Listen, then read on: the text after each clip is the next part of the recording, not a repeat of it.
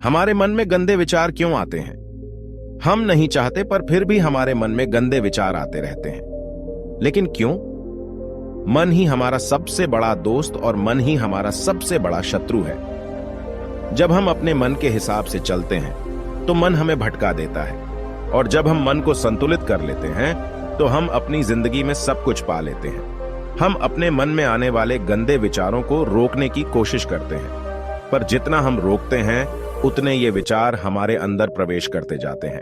आप जिस चीज से जितना दूर भागोगे उतनी ही वह चीज आपके पास आएगी। इसीलिए उस चीज से भागो मत, बल्कि उस पर संतुलन कायम रखो। एक बार एक युवक गौतम बुद्ध के पास आया और गौतम बुद्ध से बोला, हे बुद्ध, मेरे मन में इतने गंदे विचार क्यों आते हैं? मैं नहीं चाहता कि मेरे मन में गंदे विचार आएं, पर मेरे मन में हमेशा काम वासना के विचार चलते रहते हैं और मैं इनके बारे में सोच सोच कर बहुत परेशान हूं। मेरी ऊर्जा और समय ये सब सोचने में ही नष्ट हो जाते हैं, और ये सब विचारों की वजह से मैं कभी कभी शांत नहीं रह पाता और मैं हमेशा ही स्त्रियों को देखकर मोहित हो जाता हूं, अपने आप को रोक ही नहीं पाता। बुद्ध मुस्कुराए और उन्होंने उस युवक से पूछा, क्या तुम्हें पता है कि यह काम वासना होती क्या है? फिर लड़के ने उत्तर दिया और कहा, बुद्ध, मुझे तो नहीं पता कि काम वासना होती क्या है, परंतु हां, ये जो भी है बहुत बुरी चीज है। फिर बुद्ध ने उस युवक से कहा, सबसे पहले तो तुम्हें यह समझना है कि प्राकृतिक रूप से जो भी चीज हमारे अंदर है वह बुरी नहीं है। हमारे जीवन में उसकी कुछ न कुछ जरूरत होती है। वासना कोई बुरी बात नहीं है, यह हमारे मन की एक भावना है जो हमें किसी न किसी चीज की कमी का एहसास करवाती है, और फिर हम उस चीज को पाने के लिए उस चीज की ओर आकर्षित हो जाते हैं। जैसे अगर तुम्हारे पास धन की कमी है तो तुम में धन पाने की वासना उत्पन्न हो जाएगी। इसका मतलब यह नहीं कि वासना बुरी है, बल्कि यह तो हमारे मन के एक प्रकार की जरूरत का एहसास है, और जब यह जरूरत शारीरिक हो तो हम इसे काम वासना कह देते हैं। युवक ने गौतम बुद्ध को कहा, बुद्ध, मुझे काम वासना का मतलब तो समझ में आ गया, पर आप मुझे यह बताइए कि यह आती कहां से है और कैसे आती है? गौतम बुद्ध ने कहा, काम वासना कहीं से आती नहीं है, यह तो हमारे अंदर ही होती है, और इसका होना तो जरूरी भी है, तभी तो मानव जाति का विस्तार होगा। युवक ने कहा, जब यह हमारे अंदर ही है और जरूरी भी है तो फिर लोग इसे गलत क्यों बताते हैं? बुद्ध ने कहा, यही समस्या है। लोगों ने काम वासना को गलत तरीके से सोच लिया है, इसे छिपाने की और दबाने की कोशिश करते हैं। काम वासना गलत नहीं है, बल्कि काम वासना का गलत तरीके से प्रयोग करना गलत बात है। लोग जिसे पसंद करते हैं उसी के लिए जीने लग जाते हैं और उसके बारे में हमेशा सोचते रहते हैं, पर यह सब गलत है। बुद्ध ने युवक से कहा, क्या तुम्हें पता है कि जानवरों में भी काम वासना होती है? युवक ने उत्तर दिया, हां बुद्ध, जानवरों में भी काम वासना होती है, क्योंकि जानवर भी तो आखिर अपनी पीढ़ी को आगे बढ़ाएंगे।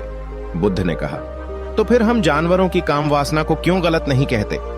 युवक ने कहा, मुझे नहीं पता महात्मा, आप ही मुझे बताइए। गौतम बुद्ध ने कहा, जानवर अपनी काम वासना का प्रयोग आनंद प्राप्ति के लिए नहीं करते, वह तो सिर्फ संतान उत्पन्न करने के लिए काम वासना का उपयोग करते हैं।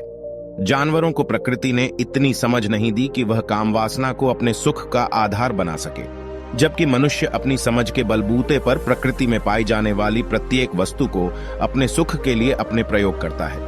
हम इंसानों ने ही काम वासना को अपने सुख का साधन बना लिया है, जबकि प्रकृति ने तो हमें अपने वंश को आगे बढ़ाने के लिए दिया था, लेकिन इंसानों ने इसे अपने जीवन का परम लक्ष्य बना रखा है, और इस तरह से काम वासना का बेलगाम हो जाना गलत है। युवक ने बुद्ध से पूछा, महात्मा जी, ये काम वासना हम पर हावी क्यों होती है? क्यों यह बेलगाम हो जाती है? तब गौतम बुद्ध ने कहा, सुनो, अब जो मैं तुम्हें बताऊंगा उसे तुम ध्यानपूर्वक सुनना। काम वासना का सारा खेल तुम्हें समझ आ जाएगा, तुम्हें तुम्हारे सारे सवालों का जवाब मिल जाएगा, बस तुम्हें ध्यान से सुनकर समझना है। फिर गौतम बुद्ध युवक को बताना शुरू करते हैं। एक बार की बात है, एक आश्रम में गुरु और उनके शिष्य रहते थे।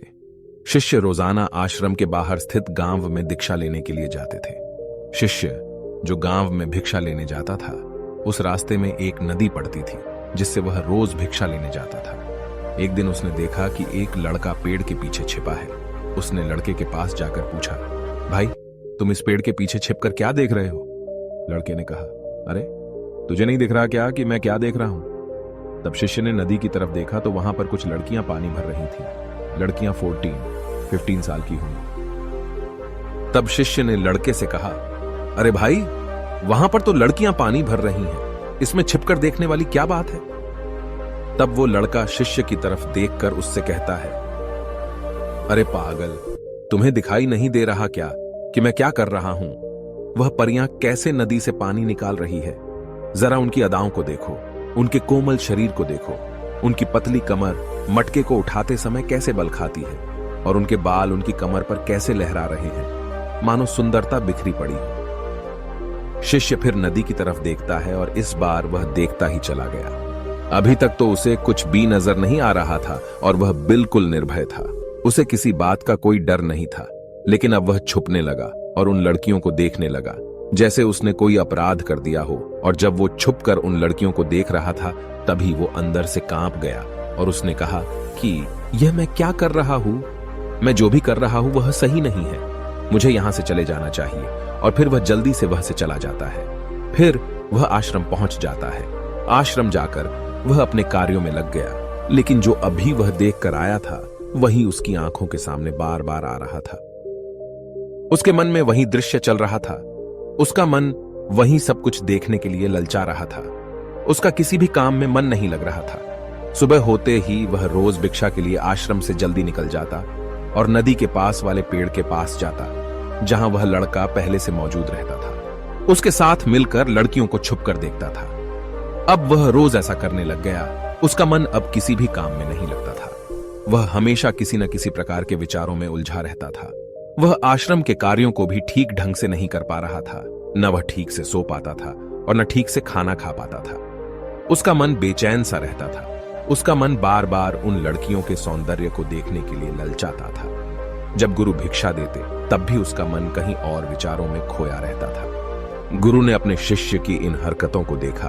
तब एक दिन गुरु ने शिष्य को अपने पास बुलाया और कहा, आज से मैं भी तुम्हारे साथ भिक्षा मांगने चलूंगा। तुम और मैं साथ साथ भिक्षा मांगने चलेंगे। तभी शिष्य ने गुरु को मना करते हुए बोला, नहीं गुरुदेव, आप परेशान क्यों हो रहे हो? मैं अकेले ही ठीक से भिक्षा मांग सकता हूं। गुरु ने शिष्य से कहा, ठीक है, तुम अकेले ही भिक्षा मांगने जाओ। इसके बाद शिष्य भिक्षा मांगने निकल गया। शिष्य के जाने के बाद गुरु भी आश्रम से निकल गए और शिष्य का पीछा करने लगे कि वह कहां जाता है, किससे मिलता है। यह सब देखने के लिए उसके पीछे पीछे चलने लगे। थोड़ी दूर जाने के बाद गुरु ने देखा कि उनका शिष्य एक लड़के के साथ एक पेड़ के पीछे अपराधी की तरह छिपा हुआ है और छिपकर कुछ देख रहा है। गुरु भी अपने शिष्य के पीछे जाकर खड़े हो गए, यह देखने के लिए कि आखिर उनका शिष्य क्या देख रहा है जिसके लिए वह पेड़ के पीछे अपराधियों की तरह छिपा पड़ा है। गुरु ने देखा कि उनका शिष्य पेड़ के पीछे छिपकर लड़कियों को देख रहा है जो नदी से पानी भर रही है। तभी गुरु ने शिष्य से कहा, क्या तुम लड़कियों से भी भिक्षा लोगे? गुरु की आवाज सुनकर शिष्य का मन घबराया और उसके पसीने छूटने लगे। वह थर थर कांप रहा था, जैसे किसी चोर को पकड़ते समय रंगे हाथों पकड़ लिया हो। उसकी हालत खराब हो गई। वह कुछ भी नहीं बोल पा रहा था। वह लड़का जो शिष्य के साथ था वहां से भाग गया, जिससे शिष्य और भी घबरा गया था। उसके मुंह से कुछ टूटे फूटे शब्द ही निकल रहे थे। वह अपने गुरु से भी नजर मिलाने का साहस नहीं कर पा रहा था।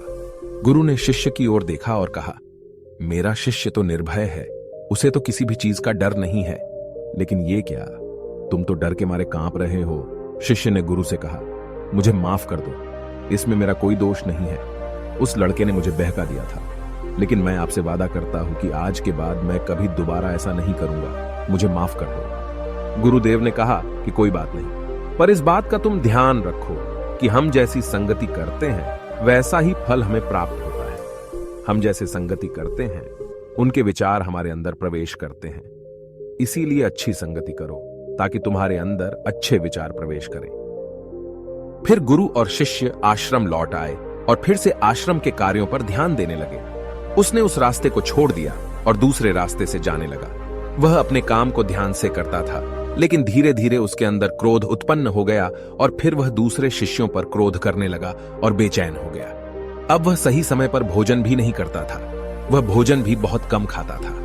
एक रात गुरु शिष्य के पास आए और उससे बोले कि तुमने मुझसे वादा किया था कि तुम अपना मन नियंत्रण में रखोगे। अब तक तुमने कितनी बार अपना वादा तोड़ दिया। यह सुनकर शिष्य अपने गुरु के चरणों में गिर गया और रोने लगा। रोते रोते ही उसने गुरु से कहा कि गुरुदेव, मैं कहीं बार अपना वादा तोड़ चुका हूं, फिर वादा कर लेता हूं, लेकिन हर बार मैं वादा तोड़ देता हूं। मेरा मन मेरे नियंत्रण में है ही नहीं। मैं बहुत कोशिश करता हूं कि मैं अपने मन से सारे बुरे विचारों को निकाल दूं, लेकिन मैं चाहकर भी ऐसा नहीं कर पा रहा हूं। फिर गुरु ने शिष्य को कहा, चलो मेरे साथ। गुरु शिष्य को आश्रम के बगीचे में लेकर गए और शिष्य से कहा, देखो यहां पर कुछ नालियां बनी हुई है जिससे नदी का पानी इन पौधों तक आ रहा है, और यह पानी निरंतर भाव से बह रहा है। क्या तुम इस पानी के बहाव को रोक सकते हो?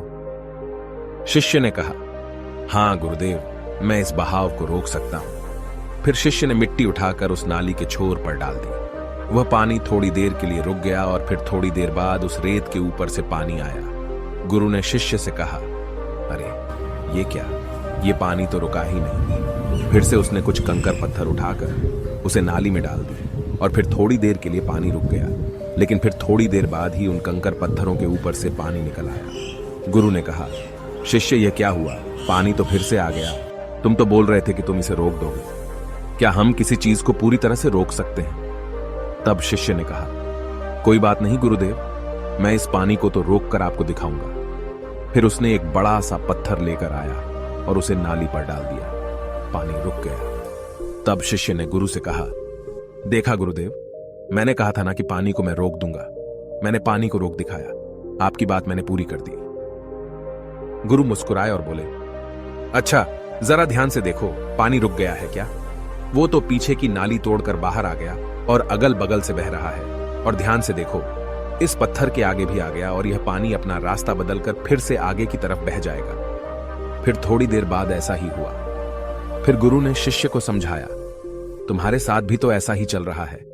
तुम बार बार प्रयास कर रहे हो, बड़े से बड़ा प्रयास कर रहे हो, पर हर बार तुम्हारा प्रयास टूट रहा है और यह हमेशा टूटता ही रहेगा। यह पत्थर तुम्हारा प्रयास है और यह पानी तुम्हारे विचार। तुम कितना भी बड़ा पत्थर रख लो, लेकिन पानी तो अपना रास्ता बना ही लेगा। यह देखकर शिष्य ने पूछा, हे गुरुदेव, क्या कोई तरीका नहीं है जिससे मैं गंदे विचारों से बाहर निकल सकूं? गुरु ने कहा, एक तरीका है। यह पानी जिस नदी से आ रहा है, तुम वहां से इस पानी का रास्ता ही बदल सकते हो। गुरु शिष्य को एक नदी के पास ले गए जहां से उस बगीचे में पानी आ रहा था। गुरु ने शिष्य से कहा, वो पानी इसी नदी से जा रहा है। अगर हम यहीं से उसका रास्ता बंद कर दें जहां से पानी बगीचे में जा रहा है, तो क्या हम पानी को रोक नहीं सकते? शिष्य ने कहा, हाँ गुरुदेव, अवश्य ऐसा हो सकता है। मैं इस पानी को यहीं से बंद कर देता हूं। तब आगे की नाली में पानी जाएगा ही नहीं और फिर बगीचे में पानी ही नहीं जाएगा। फिर गुरु ने कहा, शिष्य अगर पानी बगीचे में नहीं जाएगा तो पेड़ पौधों को पानी कहां से मिलेगा? उन पेड़ पौधों को तो पानी की आवश्यकता है। फिर शिष्य ने विचार किया और कहा, मेरे मन में तो यह बात आई ही नहीं, इस पानी का बगीचे में जाना जरूरी भी है। गुरु ने कहा, और उन पेड़ पौधों में कुछ ऐसे हैं जिनको रोज पानी की आवश्यकता है, वो तो मुरझाकर मर ही जाएंगे। पानी तो हमें खोलना ही होगा। शिष्य ने गुरु की बात सुनकर पानी का रास्ता खोल दिया। तब गुरु ने पूछा, अगर हम इस नदी के पूरे पानी को बगीचे की तरफ मोड़ दें तो क्या होगा? शिष्य ने उत्तर दिया, गुरुदेव, वहां पर जितने भी पेड़ पौधे हैं वो सब गलकर नष्ट हो जाएंगे और वहां पर कुछ नहीं बचेगा। गुरु मुस्कुराए और बोले, तुम इस बात को समझो, हमें किसी भी चीज को रोकना नहीं है, बस हमेशा संतुलन बनाए रखना है। कम पानी से भी पौधे नष्ट होते हैं और ज्यादा पानी से भी पौधे नष्ट होते हैं। हमारा जीवन संतुलन से ही चलता है। गुरु ने शिष्य से कहा, अगर मैं तुम्हें कुछ कहूं कि तुम आम के बारे में मत सोचो, तो तुम्हारे मन में सबसे पहले किसका चित्र आएगा? शिष्य ने बोला, गुरुदेव, मेरे मन में तो पहला चित्र आम का ही आएगा। गुरु ने कहा, जब हम गंदे विचारों को जबरदस्ती रोकने का प्रयास करते हैं तो वे और भी मजबूती से हमारे अंदर प्रवेश करते हैं। इसीलिए हमें उन्हें कभी भी दबाने की कोशिश नहीं करनी चाहिए। फिर गुरु ने शिष्य को कहा, हमारे गंदे विचार बुरे लोगों की संगति करने की वजह से भी आते हैं। कभी कभी कामुकता हमारे अंदर होती नहीं है, लेकिन कुछ अश्लील लोगों के साथ रहने की वजह से ये हमारे अंदर हावी हो जाती है। फिर शिष्य ने कहा, गुरुदेव, आप सही कह रहे हैं, मैं अपने मार्ग से भटक गया था। फिर वह शिष्य उस रात बहुत ही चैन की नींद सोया। सुबह अपने कार्यों को पूरे मन से किया और फिर सुबह वह भिक्षा लेने के लिए उसी रास्ते से गया जहां वह लड़का आज भी पेड़ के पीछे छुपकर उन लड़कियों को देख रहा था। वह शिष्य उसे नदी पर गया जहां वह लड़कियां पानी भर रही थीं। उसने उन लड़कियों से पानी मांगा और उन लड़कियों में से एक लड़की ने उसे पानी पिलाया और उसे शिष्य के चरण छुए। शिष्य ने उसे आशीर्वाद दिया कि तुम्हारा कल्याण हो, जिससे कि मानसिकता सकारात्मक ऊर्जा से भर जाए। उसके चेहरे पर मुस्कान आ गई थी, जैसे कि उसे कुछ खोया हुआ वापस मिल गया हो। वह वापस अपने रास्ते से जाने लगा। तभी पीछे से वह लड़का आ गया जो पेड़ के पीछे छुपा हुआ था। वह शिष्य के पास आया और बोला, क्या बात है, आज तो तुमने नजदीक से दर्शन कर लिए, तुम तो मुझसे भी आगे निकले। तब शिष्य ने कहा, हम हमेशा दूसरों के दर्शन करने में ही व्यस्त रहते हैं, अपने दर्शन कर ही नहीं पाते। तुम कब तक इस पेड़ के पीछे छुपाते रहोगे? किसी को पसंद कर लो, उसे बोल दो। अगर वो भी तुम्हें पसंद करती है तो शादी कर लो और उससे पहले तुम कुछ बन जाओ। अपने आप को पहचान लो, ऐसे अपना समय बर्बाद मत करो। फिर वह लड़का रोज उस शिष्य से मिलने लगा और उसने लड़के को नदी पर न जाने के लिए प्रेरित किया। और फिर वह लड़का अपने जीवन में कुछ बनने के लिए संघर्ष करने लगा। तो तुमने देखा कि संगति का असर क्या होता है। अपनी संगति बदलो, अपने विचार बदलो। गुरु ने शिष्य से पूछा, क्या तुम्हें अपने सभी सवालों का उत्तर मिल गया? तब शिष्य ने कहा, हाँ महात्मा जी, आपका धन्यवाद। तब गुरु ने शिष्य से कहा कि जब तुम्हारे मन में गंदे विचार आए तब तुम अपने आप को दोषी मत मानो। यह शरीर है और यह सब इसने हजारों वर्षों से सीखा है। एक केवल तुम्हारे सोच लेने से या शपथ लेने से यह टूटने वाला है नहीं, लेकिन तुम्हारे पास वो शक्ति है, वो ऊर्जा है जिसका तुम्हें संतुलन उपयोग करना है। तुम एक जीवित ऊर्जा हो जो कुछ भी अनुभव करने के लिए स्वतंत्र है। इसीलिए तुम अपने आप को पहचानो। इस कहानी से हमें यह सीख मिलती है कि हमारे विचारों का महत्व कितना अधिक होता है। हमारे विचार ही हमारे भविष्य की दिशा को निर्धारित करते हैं। हमें सकारात्मक विचारों को अपने मन में पूरी शक्ति के साथ अपनाना चाहिए ताकि हम सही दिशा में आगे बढ़ सकें।